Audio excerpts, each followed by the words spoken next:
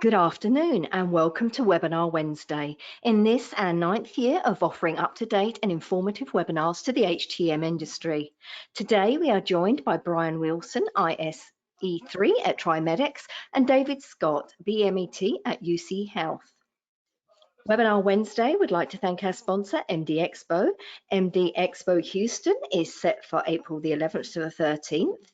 HTM professionals can't afford to miss this MD Expo and its top-notch continuing education, packed exhibit hall and unique networking events. Education is approved by ACI and MD Expo strives to provide healthcare technology management professionals with a unique, intimate and rewarding conference second to none. Find out what everyone has been talking about. This is one event you don't want to miss. So please join us at the Woodlands Waterway Marriott Hotel and Convention Center in Houston, Texas. Registration is open, so for more details, please visit mdexposhow.com. Today's webinar is eligible for 1 CE credit from the ACI, and you can obtain your CE certificate by completing the post-webinar survey, which will be emailed 1 hour after the completion of today's webinar. You must complete the survey to receive your 1 CE credit, and you'll be able to download the certificate directly from your computer once you've submitted the survey. If you have any questions, you can reach us at webinar@mdpublishing.com. Let's kick off today's webinar by giving away one of our Webinar Wednesday t-shirts to the attendee that can tell me the answer to the following trivia question. Today is National Margarita Day. What fruit is used as an ingredient and garnish in a margarita? Answer now using the questions feature on your dashboard, and I'll reveal the answer at the end of the webinar. We'll wrap up today's presentation with a live Q&A, so please submit your questions anytime using the questions feature on the webinar dashboard. As I mentioned earlier, our presenters today are Brian Wilson and David Scott, and they will be discussing using your AAMI certification to help advance your career. Brian and David, you may begin whenever you're ready. All right, thanks, Linda.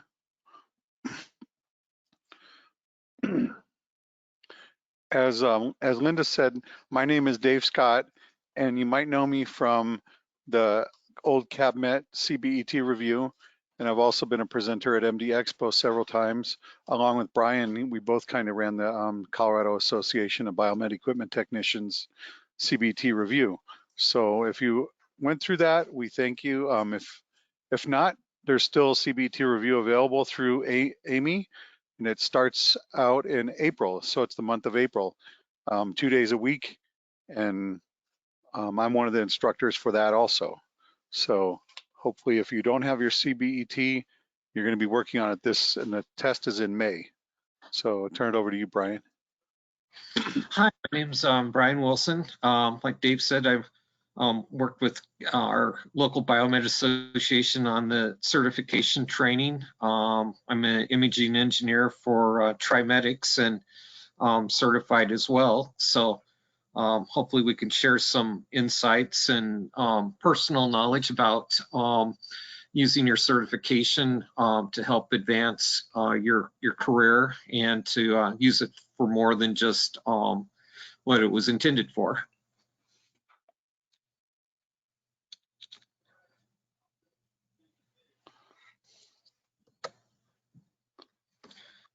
Hang on just a second here. Looks like my PowerPoint's having issues. So this is sponsored. Well, this will give you CEUs for your AAMI certification if you already have one.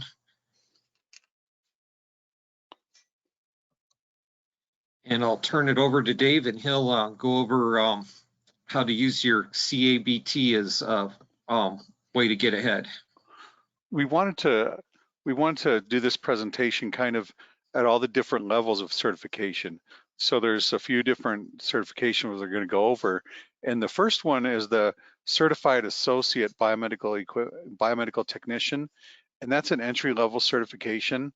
It's an individual who's new or planning to enter the HTM field and looking to earn an entry-level certification to kickstart their career.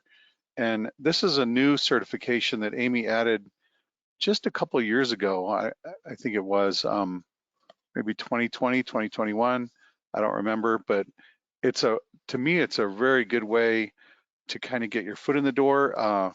We've had several people in the system that I work in that have come from different professions within the hospital that have done their CAB-T, and with their CAB-T, they were able to get a job working in biomed. I actually sit across from one guy that I work with. He used to work in sterile processing, and he did his CAB-T. And there's some other people in the system that I work in that were former pharmacy techs that did their CAB-T and now work in biomed.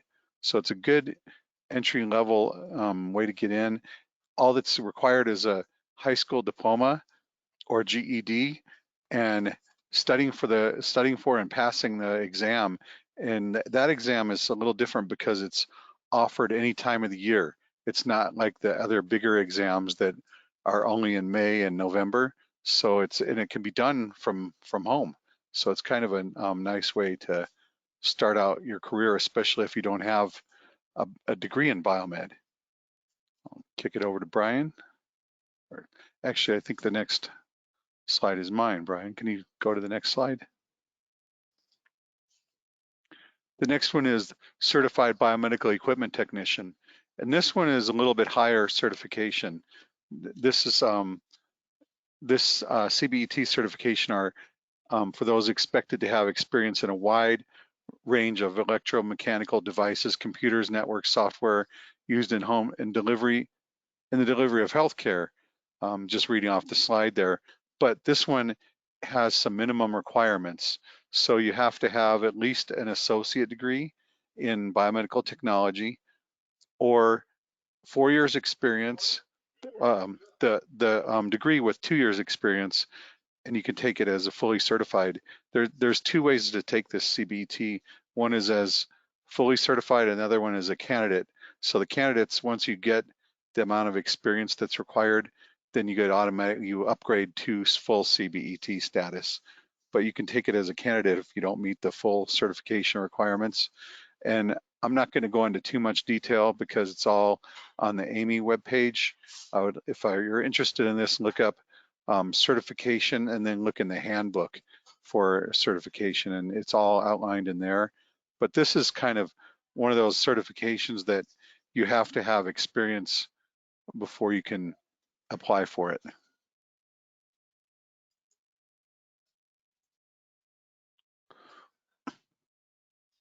Okay, so the next certification you can get is your Certified Radiology Equipment Specialist. And like David mentioned with the CBET, there are some requirements before you can actually take the test. One is being with the associate's degree and like 2 years experience. Another one is like 4 years of just working experience.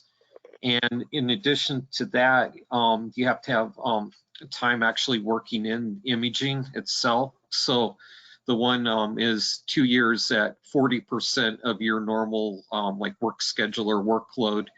And the other one is 5 years at 25% of your workload before they'll allow you to take the test. Then they do call your manager to verify that indeed you do actually spend time working on imaging and how much of that time you actually spend working in it.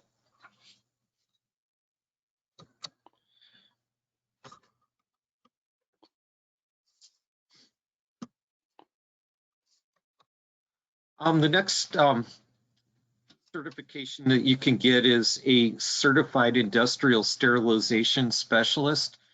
And so basically what their expertise is working on anything regarding sterilization or that type of process.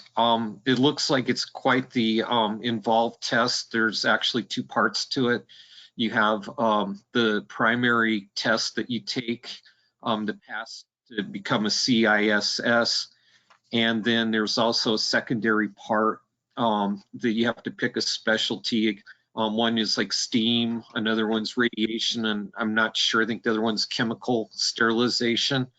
I haven't met anyone that's actually taken the test, and of course I don't have any firsthand experience with it, but that is one avenue that you can take either after you get your primary certification, say like your CBET, or if this is an area that you're interested in getting in addition to doing biomed. This is one of those ones that's kind of new also, from the kind of like around the same time as that CAB-T certification came out. This one came out. And those of you that have been around a while probably remember there was a lab certification. It was called the CLES, and that test is no longer offered. So that one we're not covering in this presentation, since it's no longer a certification that people can get. If you already have it, you get to keep it, but if you don't have it, you're not going to be able to get it now. That was the lab certification. And then this slide, the CHTM, Certified Healthcare Technology Manager. So this is more of a person that supervises people. This certification covers two major areas. It's management of healthcare technology operations and management of personnel. And this is one of those tests, again, that you kind of already have to be working in this area to be able to take this test. It's not one of those that you can say, oh, well, I'm a CBET now and I want to get into management, so I'm going to take this CHTM test. You kind of have to have some experience already working in as a manager or a supervisor, in some cases too. Supervisors are included in this certification. So that's a CHTM, and that's kind of a good way of putting another, like stock in yourself. One thing I wanted to say that I kind of forgot on the CBET one is that I work with AAMI to do the CBET presentation, and one of the people that I worked with doing that presentation, his name is Don Armstrong, and Don always likes to say that when he got his certification, that he went from having a job to having a career, and that he was much more involved with everything towards his career, which I think is probably what a lot of you maybe on this presentation are also more career oriented, since you're probably attending this to get a CEU, I'm guessing. All right, Brian, next slide.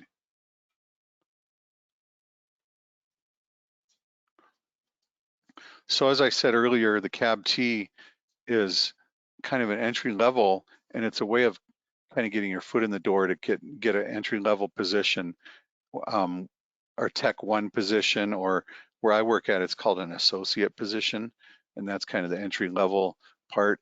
And if you have, say, other candidates that you're going up against as an entry level technician, and they all have, like maybe some electromechanical background, or they maybe did something in the military with I don't know, we'll say avionics or something like that. This CAB-T gives you like the entry level, you have the very basics knowledge to start doing the job. And as I said earlier, I have several coworkers in the system that I work with that have gotten into clinical engineering or biomed or healthcare technology management, whatever you want to call it, through this CAB-T certification. So I think it's a really good way to get your foot in the door, get a leg up on on other candidates that are applying for the same job, and that, and probably getting either a certificate or a degree in biomed. If you don't have that, this one is the kind of the fast track to getting into healthcare technology management, in my opinion. All right, Brian.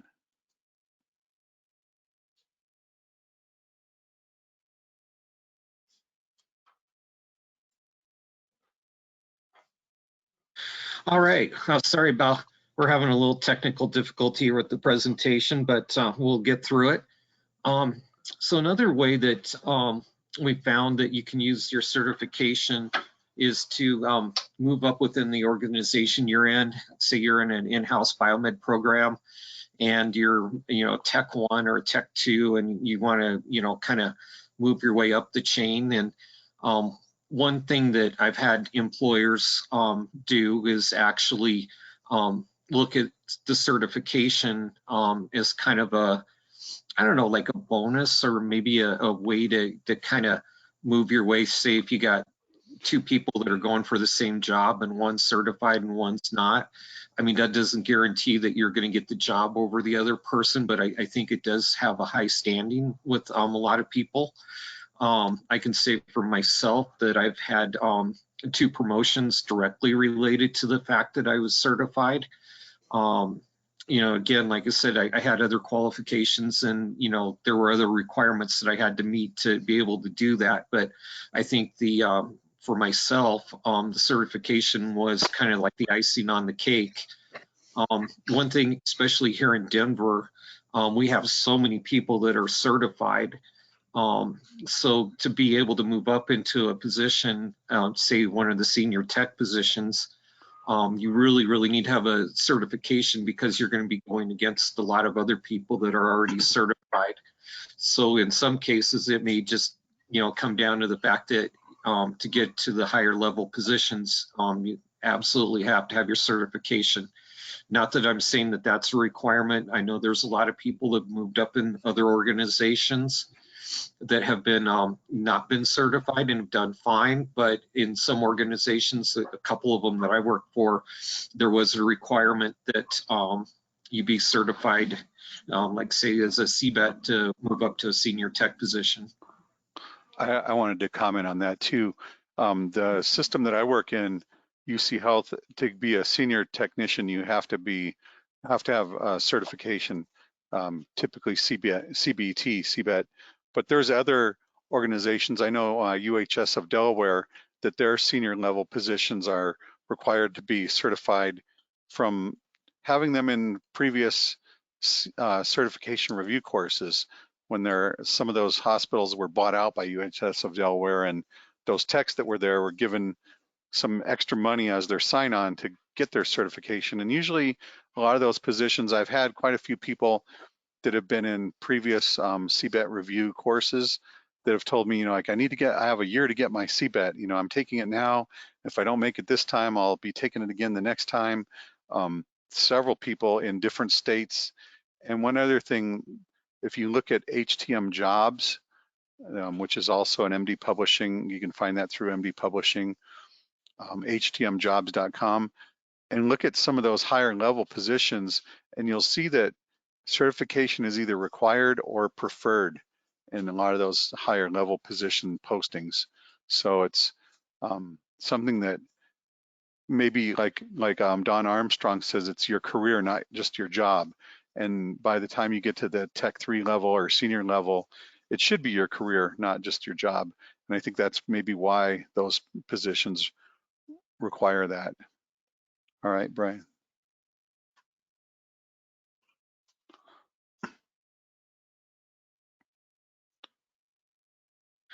In addition to within your own internal organization, there can also be opportunities if you were to move into another organization or try another job role, that where your certification can be an advantage over other candidates that may be trying for that same job. Again, kind of my own personal experience, I've actually gotten 2 jobs. Again, not necessarily just because I was certified, but the certification certainly was brought up, and I think was definitely an advantage over other people that weren't. So keep in mind that, you know, inside your organization as well as outside, the certification does get recognition. I think it's mostly within like the healthcare community that this is the, you know, like I said, there's enough people at least around here that have gone through the certification process that are now in management. So they recognize people that have taken the time to do the certification. And like I said, it's kind of like a professional courtesy. Like I said, I don't think it's necessarily the reason why you would get hired, but I think a lot of managers who have gone through the process, or even peers that might be looking over your qualifications, that can recognize the, you know, the time and the effort that it takes to become certified. I think that some of the I recall reading a article in TechNation a while back, and they were talking to different people in management about certification, and one of them said that if the all other qualifications are kind of equal, you know, like both have an associate degree, both have like 5 years experience, both have whatever, that they would prefer to hire the person that has certification over the person that doesn't have certification. Kind of, like I said, it's more their career than just their job. So sometimes an advantage going through an interview process, having those letters in back of your name. And I know if you work in a hospital, I get emails from people all the time that have initials after their name, and a lot of them are certifications. So in a lot of professions outside of healthcare technology management, within the hospital, certification is looked at, and other professionals, the way that they look at certification is kind of similar to their certification and what they do. You know, like, oh, I had to go through a certification in my profession also, same as like what people in healthcare technology management go through. So it's a little more respected among peers.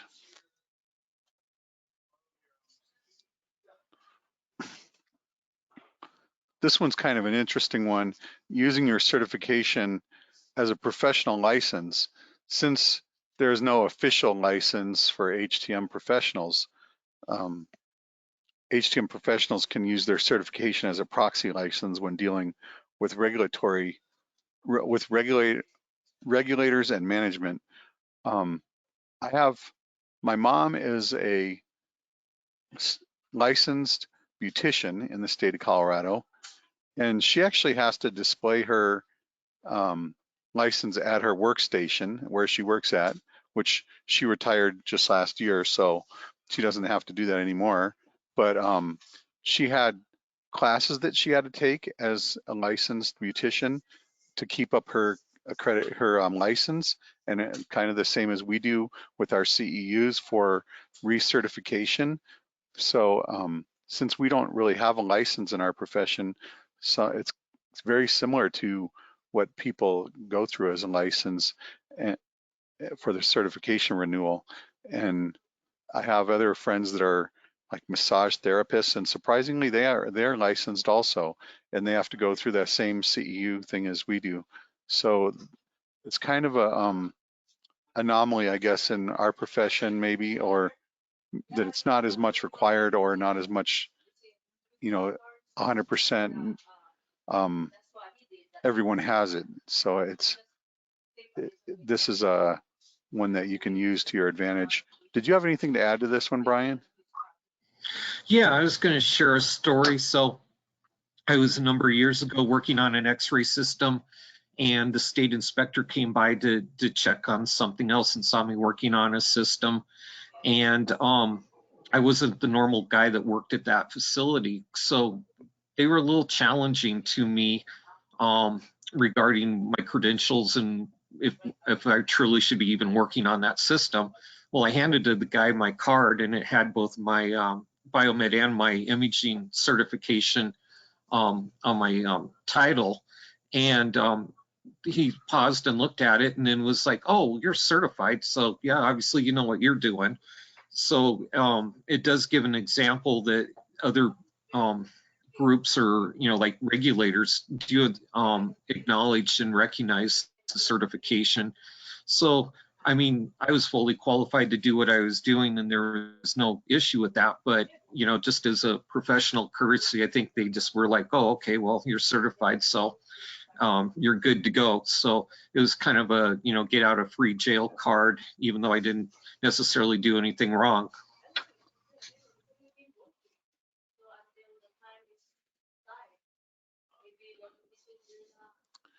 Using your certification to move into management position. Being certified may open opportunities in management positions.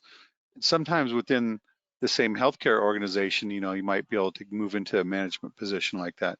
I think if you're looking at management positions too, one of the things that I would recommend, especially to younger techs, is getting an advanced degree past an associate degree, like a bachelor's degree or even a master's degree.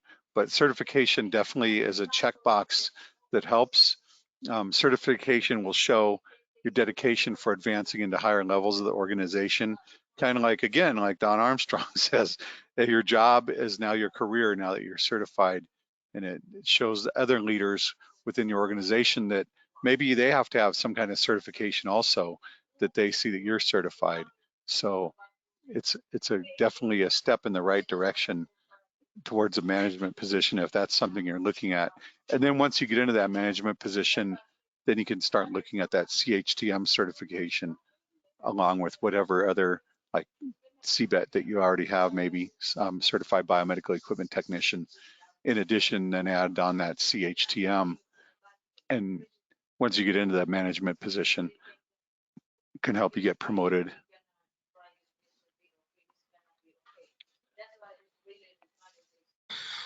Moving into some other areas that you could use your certification to move into. One area that you might look into moving into, I know a lot of the biomeds that have been doing it for a while have commented that they too would like to get into imaging. And again, I don't think it's necessarily a criteria for you if you're a biomed and you're not certified to move into an imaging position. But I know for myself, being certified was a big help in getting moved up into the imaging world. One thing also to keep in mind that once you have spent some time in the imaging arena and got some experience, then you can also then get into your CRES or CRES certification. But yeah, I think it's a good way. That way, then your manager or people, your peers, can say, hey, this guy really is interested in doing his stuff and wants to move up. And imaging training is rather expensive, so typically management doesn't just pass it out to everyone. So I think being certified is a good way to show that you are interested and dedicated, and that it would be worth the time to invest in you and the money to get trained into imaging. I actually have a coworker that just did this exact same thing that you're talking about, Brian. He got his CBT last fall, and now he's just started working in an imaging position. Right now he kind of shares between biomed and imaging, but he's moving over into full-time imaging and kind of starting to go down that path now. So having that certification, I think, was definitely a step for him in the right direction. Yeah, I agree. I've seen a number of people, and I think the certification was a good validation on their part to show that they can kind of be trusted on, or that it would be a good investment to put them through imaging training, since it is so specialized and expensive. It's definitely a showing of basic knowledge to do like the biomed job, CBT, but then once you get the CRES, it's basic knowledge to do the radiology job, but it's also showing that you're, invested in your professional development.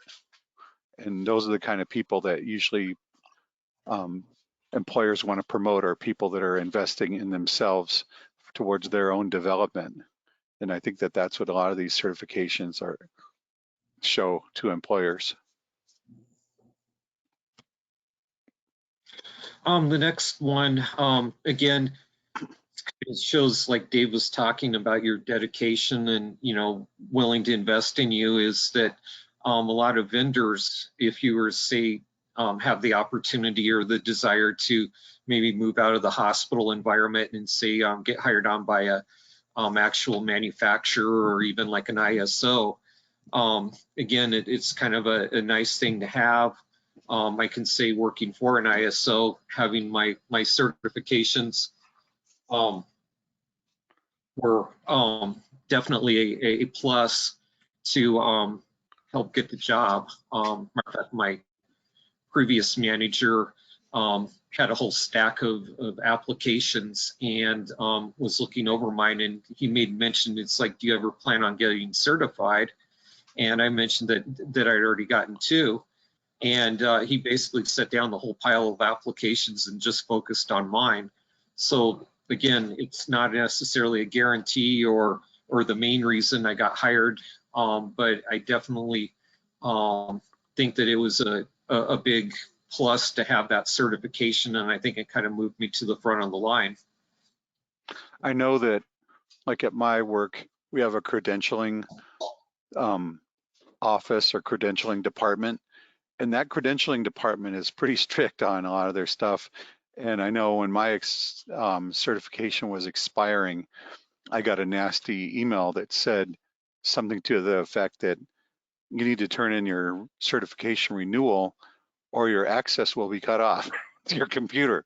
So I was like, wow, this is pretty serious. And I work at a university system, so it kind of makes sense. But a lot of the time hiring managers or hiring people, or you have to go through HR, and if they don't see that you have the check that box, your application gets thrown away. If it's something that's required, they if you don't have it already. So I always say to people, get it before you need it. And if once you have it, it's easy to maintain and keep um, hopefully moving up once you get certification. All right, next slide. Using your certification to receive advanced training or education, employers may prefer to send certified technicians to advanced training. Certified technicians may be more focused on training due to CEUs they need for renewal. So a lot of the time, if you have people in your department that are certified, your employer will prefer maybe sending them to a training class because they know that that person needs to maintain their CEUs to keep their certification. So it might move them up ahead of other people possibly that are maybe going for training classes in the same institution. And also those people that have that certification, they know that that person has the basic knowledge to excel in their job, where someone that doesn't have that, maybe they question whether or not that person has the basic knowledge that it takes to do the job. So it can be a big plus for people adding to advanced education, such as like anesthesia systems or monitoring systems or ventilators or so on. Did you have anything to add to this one, Brian?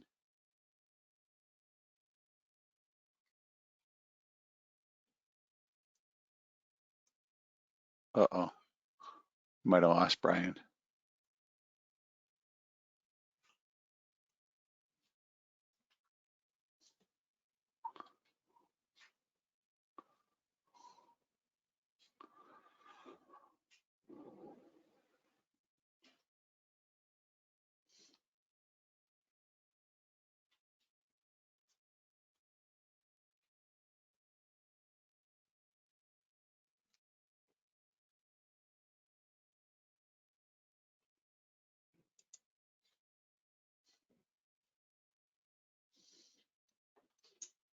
Brian, are you there? Oh, yeah.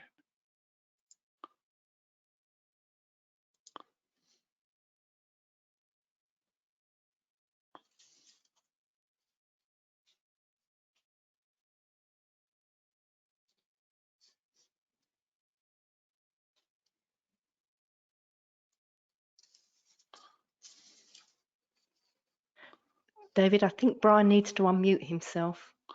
Oh, okay. Well, he's not Can you advance the slide, Brian? If you're still there.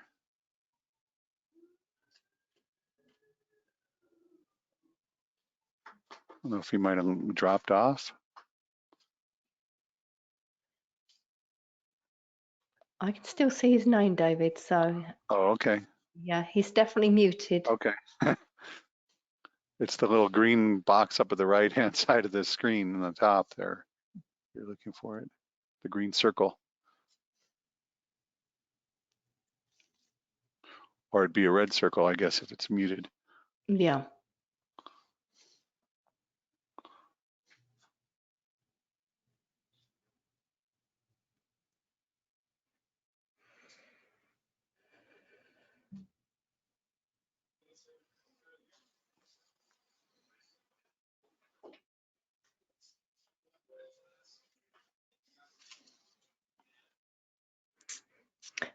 David, I've actually had a question come in from attendee. Okay, yeah, You want to try and answer it? yeah.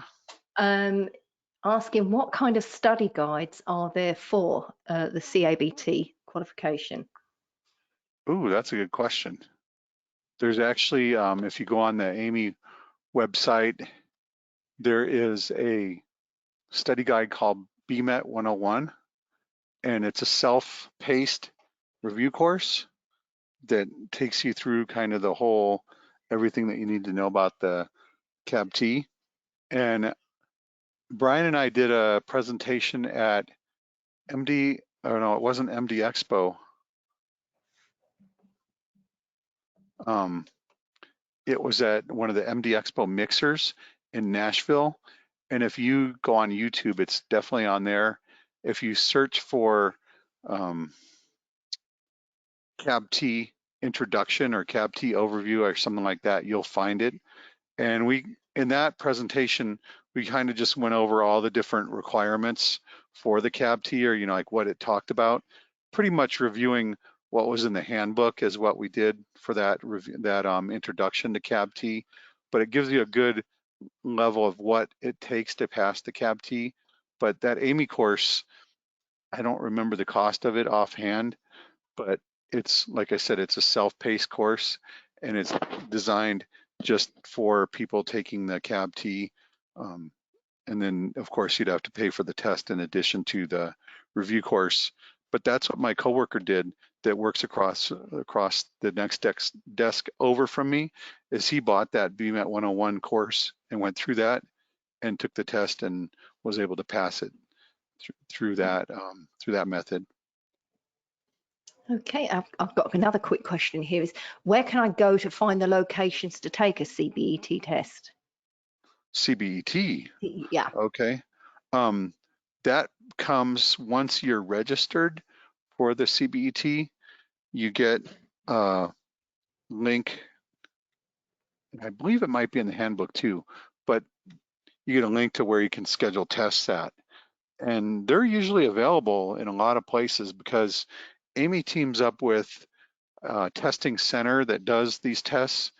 And from what I've seen, a lot of them are community colleges, and a lot of them are at places that administer FAA tests, like for flight tests. So they're available in several different places. I know here in Denver, there's probably 3 or 4 different sites where you can take the test at for CBET. So it's readily available. And it used to be, the CBET used to just be on one day. It used to be on like the first Saturday of May and the first Saturday of June was when the CBET was. But it now is available in a 2-week span. So it's May 1st through May 15th, and then June 1st through November 1st through November 15th. So the test for CBET is in May and June. I got a message from Brian. He said his whole presentation just died. Yeah, So I can see that. Yeah. Well, I have plenty of questions we can. I don't know if I can share too on my end. I'm not set up for it right now, but I don't have the presentation pulled up, but I can probably share and just start where we left off at. Okay, And I can also answer questions. So I only have a few more slides to go, and we'd be done, and I can answer questions. Sorry for the technical difficulties, everyone. So would you like me to carry on with the questions? I think Brian's trying to get back on, so hopefully. Okay, yeah, sure. Go ahead with more questions. Yeah, another one regarding CEUs and recertification. Can all of the required CEUs come from one category? Our Wi-Fi connection, so. Oh, that's okay, Brian. We'll go and try and. Go ahead and load your presentation back up on there, I'm sorry, Brian. what's that? Go ahead and load up your presentation. Okay. Yeah, sorry. I'm just answering some questions, so we'll catch up with you in just a minute. Okay. Yes, so I'll reread that. It's regarding CEUs and recertification, can all of the required CEUs come from one category, or do they have to be from each category? So that's a good question. You're going to get CEUs just for working in your job. It's called work experience, and the work experience ones are you get 1.5 CEUs per year, and the renewal cycle is 3 years. So in 3 years, you're going to get 4.5 CEUs automatically. So you have to come up with 30 CEUs to renew every 3 years, which it sounds like a lot, but it's really not that much because you're getting one just for doing this Wednesday webinar. And there's enough Wednesday webinars throughout the year that you can get all your CEUs from Wednesday webinar. So I have a coworker that took the CBET 2021, and then he went to Phillips training course that was, I think it was 3 days or 4 days. I believe it was 4 days. So each day was 8 hours. So he got 32 CEUs just from that one Phillips monitor training course, plus his CEUs for working full time. So the nice thing about that continuing education category is you have to have a minimum of 15, which is kind of what you're getting here with this is continuing ed. But there's no maximum. So you can get the maximum amount all just in that one category and your work experience. So that makes it a little bit easier, especially, and I think a lot of the time people probably have the majority of their CEUs in that work experience or continuing education category. So that's the answer. The short answer is yes. You can do it all in like one category plus your work experience one. So I see Brian's got the slides going still. I think you're going to go back a few slides, Brian,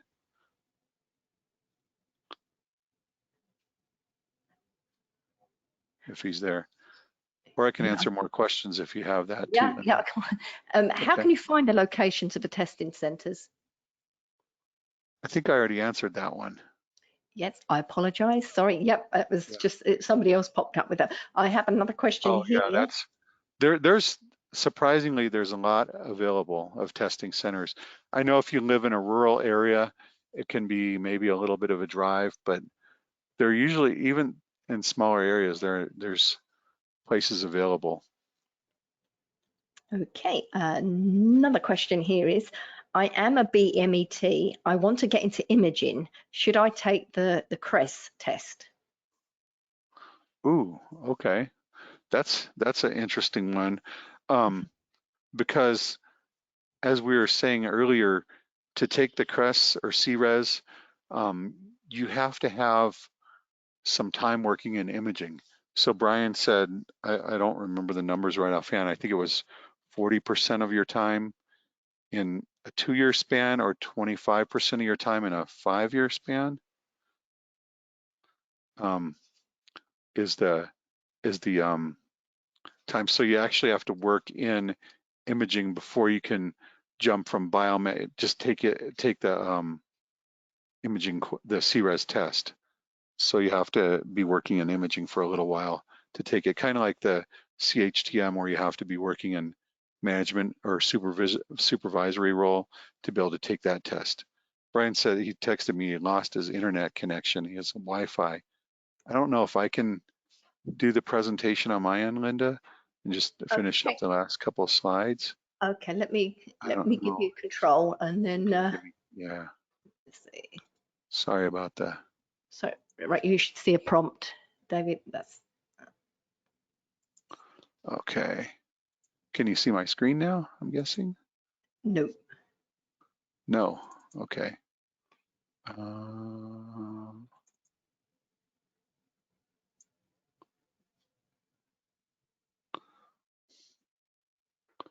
Let me hang on.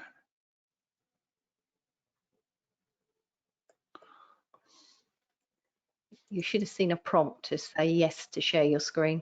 Yeah, I see it. There. Now you can hopefully see my screen. Yep. All right. I'm going to go into presentation mode real quick here. And I will Sorry about this, everyone. We did a practice run yesterday and everything went great.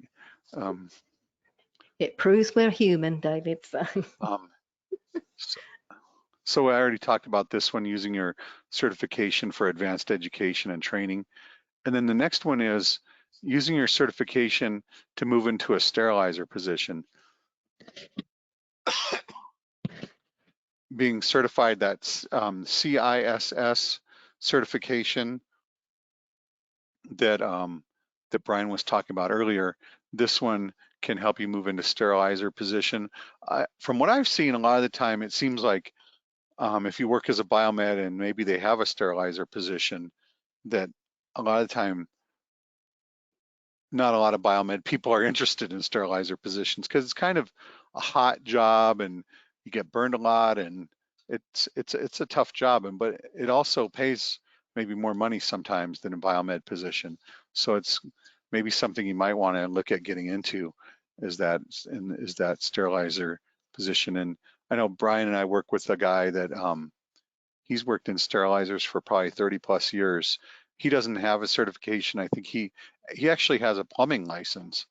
He's a licensed plumber, because there, as anyone that works in sterilizers know, there's a lot of plumbing that goes into sterilizers.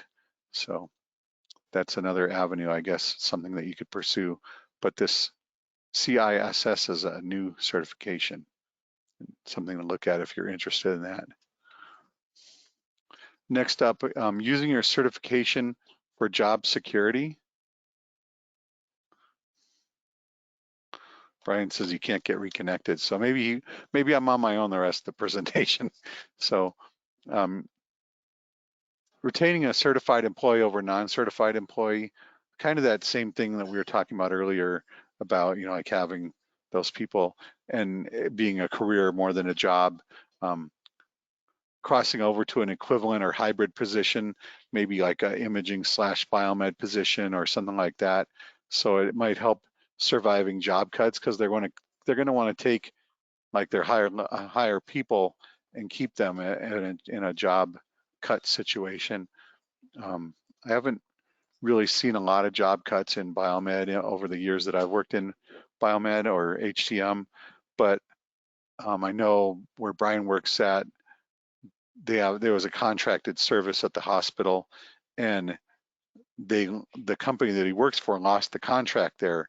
So a lot of those people are kind of now thinking, what, am I going to work for the new company, or what am I going to do? And I think that at that point, maybe they're probably thinking, I wish I would have gotten my certification when I was with the other company. I might need it at the new company, because it kind of puts you ahead a little bit in the job process. So sometimes you can't avoid job cuts like that, but hopefully if you have everything ready to go, that new job just lines right up for you when you get something like that happens. So again, everyone, thank you for your time, for joining us today. Sorry for the technical difficulties with the presentation. I'm glad I could just take off where we left off at, and we kind of filled in with some questions. Thanks a lot for that, Linda. And I have time for more questions, but one thing I wanted to say too, I got this MD Expo slide up on the screen now. MD Expo's April 11th through the 13th, and Brian and I both are presenting at MD Expo. We'll be presenting this same presentation, but a little bit different version at the MD Expo, and we're going to have a little bit more help from the HTM jobs team at the MD Expo, kind of to look at some actual job postings and that kind of thing in HTM jobs. And if you haven't been to HTM jobs, go check it out, htmjobs.com. And I'm also doing another presentation at MD Expo on wearable medical technology. So everybody probably has something like that, maybe a watch or something that you wear, but I'll be going in depth into wearable medical technology. And I think Brian is doing another presentation called Dealing with Karens, which is kind of a funny title, but it's just dealing with difficult people. And we'll be at the MD Expo. And if you're there, come say hi to us. We'd like to meet you. We always like to meet people that are in any kind of web presentation or in person that we do. So it's always nice to see other biomeds out there. And with that, I'll turn it back over to Linda and maybe have some other questions that people have that came in as I've been talking. Yes, thanks so much, Dave, for saving the day. I've got a couple of questions here we've got time for. There are no job openings at my work for Tech 3 or Senior Tech. Why should I get my CBET if I can't be promoted? That's a good one too. Um, I would say that, like I said before, that's kind of an investment in yourself where you're looking at more of a career long term than you're doing as just a job that's like a short term, or maybe you're not really sure that that's the job you want to do. If you do your certification, it kind of shows your employer, hey, this is something that I really want to do. You know, this is my career, not just a job. And I think that, again, like I said earlier, you kind of want to have everything in line before you need it. You don't want to be trying to get that position and go, oh, well, I'll work on getting my certification, and and they say, oh, well, we got you, you have a year to do it, and that puts kind of unneeded pressure on yourself if you if you are put in that position. So it's better off to do it before you need it than and to wait until you actually need it. And you never know when those positions are going to come open. It's always good to have like people waiting in the wings, I think, in your employment, that it's not always a question of, oh, do we have anyone that even qualifies to be promoted? Or, hey, we have a whole group of people that we want to look at for promotion to that new position when it opens, or if you expand, your hospital expands, or someone retires, or whatever the case may be. Or like if you're going from one job to another job, like in the case like I was telling you where Brian works, that they lost the contract where they're at, and they're going to be applying at a new company that's taking over that contract. So that's something you always want to try to plan ahead as much as possible, and having that certification will really help you out down the line, I think. And I know I'm glad that I got mine. I've had it for quite a few years now, and it has definitely helped me in my job growth and job possibilities out there. Any other questions, Yep, Linda? a couple more have just come Yeah. in. Okay, we What are got. the requirements for the manager certification? Ooh, that's a tough one. I should know this one, but I don't do a lot with that certification because I'm more in the CBET person and do those certifications more than I do the CHTM. But I believe it's kind of in one of those ones that's experience based again. And again, it's in the handbook, the AAMI. If you go on AAMI's website and look under certification and then look in the handbook, it outlines every single test that we're talking about in there, like what your requirements are for every test. But I believe you have to work in supervisory or management role for, I want to say it's 2 years. I could be wrong on that. Don't quote me on that one, but I could be wrong. But you definitely have to have, you have to be working in supervisory or management role before you can take that test. And it goes into details like financial details, cost of um, service ratio, um, staffing levels, so on. It's a pretty in-depth test. And I actually got an email from AAMI just the other day, like one of their email blasts, kind of like you get from MD Publishing, that there's now a review course for that CHTM test. It's 4 sessions, and I believe they're in April, and I think they're on Tuesdays and Thursdays. Or Mondays and I think they're Tuesdays and Thursdays. I could be wrong. And it's led by some certified healthcare technology managers lead that review course, and there's four classes in total. The CBET review that I do with that other guy Don that I was talking about, it is 8 classes in total for the C. It's geared towards taking the CBET test. So that's also in April, and those are on Monday and Wednesday nights. And those are both available through the AAMI store. So go in there and check it out. Okay, this one's just quickly following on from the management. Does working in an education role count towards management experience? I think if you directly supervise people, then it does. But if you are just teaching students, if you're I don't know if it does. That's definitely more of a question for Amy than it is for Dave Scott, because I'm not the one that enforces the rules, of that kind of certification. But you could probably look in the handbook and see what it says. But I would think that you actually have to have direct supervisory of, technicians. I would think, but I could be wrong.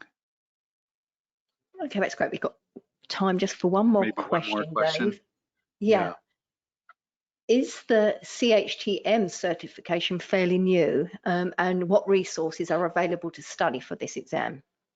Oh, I think I kind of answered that in my last answer, but it's not as new as the CAB-T or that CISS certification, but I think it's within the last, what's this, 2023. So probably within the last like 7 or 8 years that it came out. Um, I know several people in Colorado that have it, and several people within my organization that I work in that have it. And when that CBET review, it was originally part of the Colorado Biomed Association, and it was purchased from CABMET in 2019 from AAMI. And part of that purchase was a CHTM review that we did. And that had been running for a few years at that point in 2019. So it probably started in like 15 or 16, I'm guessing. But the other part of the question is that review course. And there is a review course now from AAMI, and it's 4 sessions in April. And that testing period for the CHTM is the same testing period as it is for CBET, which is that this time around will be May 1st through May 15th. And usually your application has to be in mid-April, right around the time that the MD Expo is when your application is going to be due. So if you're planning on taking any of these certification tests, other than the CAB-T, which can be taken anytime, the time frame is really mid-April to get your application in, and then early May to take the test. So hopefully that helps answer that question. I'm going to Maybe time, squeeze. if there's one more, I got Yeah, just one more. 3 Yeah, minutes. yeah. Yeah. Um, this attendee is asking, could you do the CHTM if you're the only biomed at the hospital? I manage the hospital, but I'm the only biomed at the hospital. So I'm just curious if I could get that certification. A manager overseeing the offsite says I supervise the site, so I might. Is that true? That might be, that's a good one. That actually might be true, because you probably have to do all the planning, equipment planning. If you need extra staffing, I guess you'd be the responsible for that too, if you need to call in people. I don't know if you have to have any direct reports or not, and it might be, maybe more your supervisor or manager signing off on the application. But yeah, that's a good question. I wish I had MJ from AAMI on the side here so I could ask him, but I don't know the answer completely to that one, because it seems like one of those gray areas kind of that maybe could be, maybe couldn't be. So I think that's definitely a question made for any of these type of questions that you have, like, involving certification, these HTM ones they're very interesting ones. You can contact Amy at ACI@AAMI.org, and that's Amy Credentialing Institute. That's what ACI stands for, and that's what this CEU is accredited through AAMI for this Wednesday webinar. But ACI@AAMI.org, and these gray area questions are probably better suited for them to answer than it is for me to answer, because I'm not real well versed in the CHTM, that's for sure. So, sorry, I don't know all the ins and outs of that test as well as I do some of the other ones. That's fine. Thanks so much, David. And One Brian, more quick question, or is that it? there is one if you want to squeeze one in. Sure. Yep. What That way I time don't have to email them back. Like that. what type of review is provided for the CBET review course? Ooh, I don't know if I can squeeze that in a minute. Oh, time to go. No, sorry. I'm just kidding. It has all the sections of the test. So the very first week, the very first session, I should say, because there's actually 2 per week in the one that's out to the public, and those are on Monday nights and Wednesday nights through the month of April. So the first one is just an introduction to CBET, and it kind of goes over what's on the test and also goes over what's needed to renew your test, renew your certification. Then the second week is electronics review. The third week, or the third session, I should say, not week, is healthcare technology function, which is all different types of medical equipment and their function. And it goes pretty in depth of a lot of different medical equipment, so even into home care equipment, stuff that we don't see all the time as biomeds.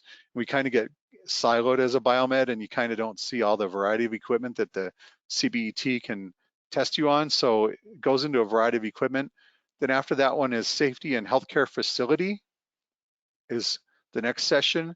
And then there's an anatomy and physiology review, which goes in depth into the heart, lungs, kidneys, all the different systems of the anatomy and physiology, along with how it kind of relates to medical equipment. And then healthcare IT is the next session from the AAMI review course, and then healthcare technology problem solving. So if you look at the outline on the test, the 2 parts that make up the majority of the test are that healthcare technology function, which is the medical equipment function, and then the other part is medical equipment problem solving. So those make up 50% of the test, 25 for each section. So those are a big part of the test, and those are actually ones that we work in every day, so it's kind of helpful. And then those other ones that I mentioned, like the electronics, is probably the smallest part, and the IT part is a little bit more in safety and A&P. And then the very last session of the AAMI review course is the overall review. So going through all those 8 sessions previous, or 7 sessions previous, and the last presentation. And there's practice tests in there. There's live question and answer, just like we're doing here, and along with instruction. And then there's a learning management system where you can post questions and they're answered in there in that AAMI review course. So I think it's a really good course.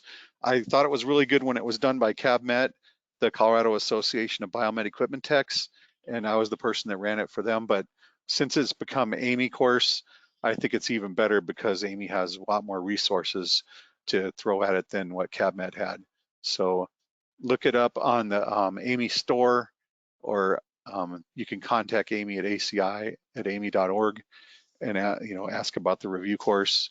And even if you're not doing the test this time, that review course, when you join it, you have access for a year, so you can do it this time and then take the test in the fall.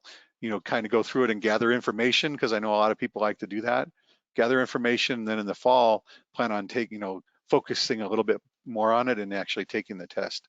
If you don't think you're ready, when you first start going through it, you have to kind of make a decision fast, though, because it's April, the mid part of April, when you have to sign up for the application. So it's always good to gather information on that kind of stuff before you totally commit to it, and because it's a lot of money. So that wraps it up. I'm sorry I went over a little bit, Linda. Hopefully everybody That's okay. No enjoyed problem. the presentation. No And if you're at problem. Houston, Yeah. hopefully you stop by and say hi, and I'd like to meet you. Yes, please do that. So thanks, David, and to Brian, if he can hear us anywhere. Yes, we'd like to encourage everyone to go to MD Expo if you can. So visit the website mdexposhow.com for more details. As promised, the answer to today's trivia question is a lime. So congratulations to our winner, Christina Taylor. A quick reminder. My guess was strawberry. No, lime. Oh, I would have gotten it wrong. Lime. I wouldn't have got the You need T-shirt. to go and have a margarita tonight. Right. So. All right.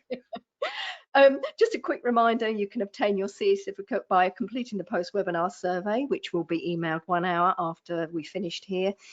You must complete the survey to receive your 1 CE credit from the ACI, and you'll be able to download the certificate directly from your computer once the survey is submitted. If you have any questions, you can reach us at webinar@mdpublishing.com. We'll be back next week with another webinar, so please visit webinarwednesday.live for more details and complimentary registration. Thanks again for your time today, and we will see you next time. Enjoy the rest of your day and a margarita.